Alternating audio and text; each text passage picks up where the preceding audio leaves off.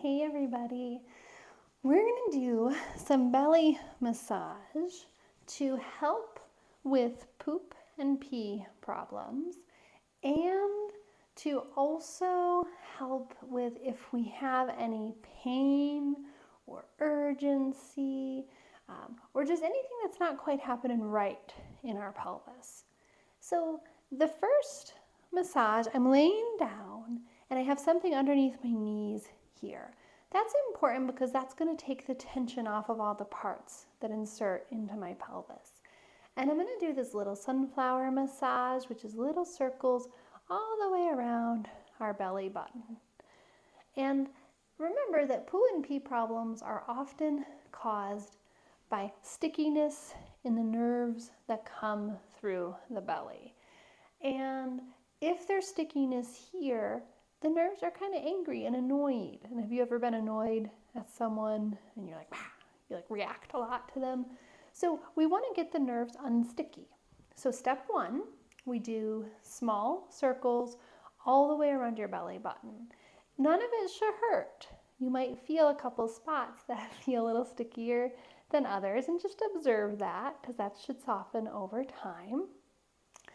And we do about 1 or 2 minutes of these little circles all the way around. It feels so good. Your parents could help you if you want. Now, after that 1 or 2 minutes, we're going to put a flat hand right over our belly button, and we're going to push the skin to the right and then to the left, to the right and then to the left. And I bet you one of these sides feels a little stickier. For me, it's when I go to the right. It feels real sticky. So how I'm going to treat that, I'm not going to stretch into the sticky side, but I'm going to smush into the easy side. And I'm going to inhale and exhale into my beautiful belly breathing. Inhale, belly gets bigger. Exhale, belly gets smaller. Tune into those pelvic muscles now. I'm going to inhale, and my rectum muscles and my urethra muscles in front, they all soften as I inhale. And then as I exhale, can I keep them soft as I exhale? Pretty cool, huh? Inhale, belly gets bigger, pelvic muscles soften. Exhale, they stay relaxed. Good job. Keep breathing just like that. Your body has a type of connective tissue that's called fascia. And the fascia is like a pair of long underwear that's continuous throughout your whole body. It's everywhere. And it's between your skin and your muscles, and it's between your muscles and your organs. And if the fascia gets sticky on the nerves, that causes that irritability. And with you doing this belly breathing like this, you are mobilizing all sorts of levels of the fascia. So cool. So we do this smushing into the easy direction for a couple of minutes. It's minutes, not seconds. And then we release and we retest.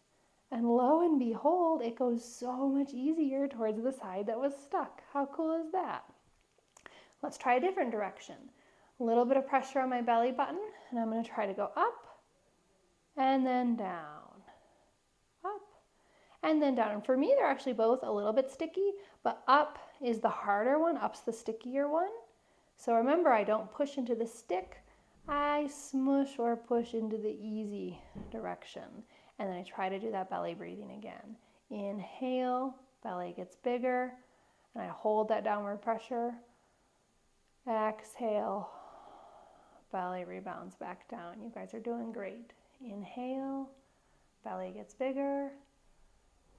Exhale, belly relaxes back down. Awesome. Tune into those pelvic muscles, please.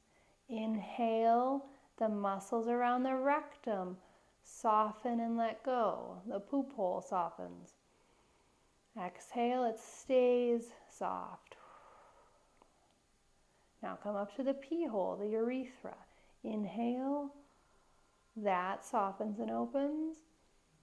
Exhale, it stays soft and open. Good job, guys. Again, we do this for minutes, not seconds, so it's a little abbreviated here. And after 2 or 3 minutes, we would release, and I check that glide, and again, it moves better. Isn't that so cool?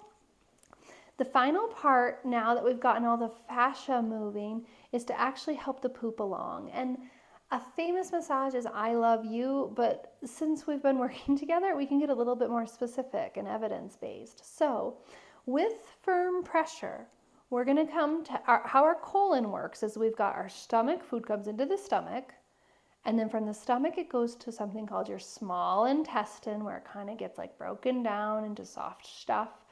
And then it goes into your large intestine, and that's where the poop forms. And it goes from this bottom right side up, across the top, down, and then over.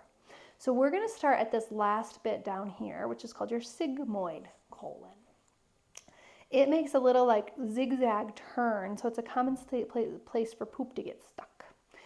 We're going to be right inside of your hip bone, which is just around your belt line. You're going to push down and then pull straight over to a spot that's like between your belly button and your pubic bone. And then relax and come back. Pull over, relax, and return. Push down to the center and release, and you're going to do that 3 to 5 times.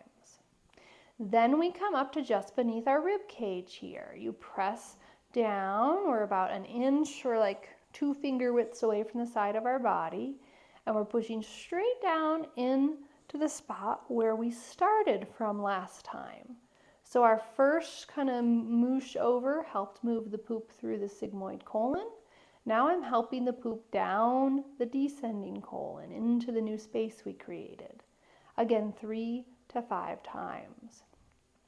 You're actually going to skip the top because there's other organs in front of here, and there's not harm, but you're also not actually moving the colon when you're up here. The next one's going to start from the deep right, and we're going to help things up the ascending colon. And it's actually still going to push them across with the transverse colon and down a little bit. It's pretty neato burrito. When I learned this technique, I didn't think I was constipated.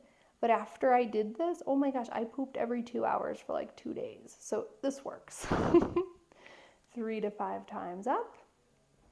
And then your final mobilization is mobilizing something called your cecum, which is where the small intestine meets the large intestine. And if that's sticky, that really contributes to constipation. And constipation contributes to pee accidents. So we push down in the right hip and we pull over towards the belly button. Down on the right hip, over towards the belly button.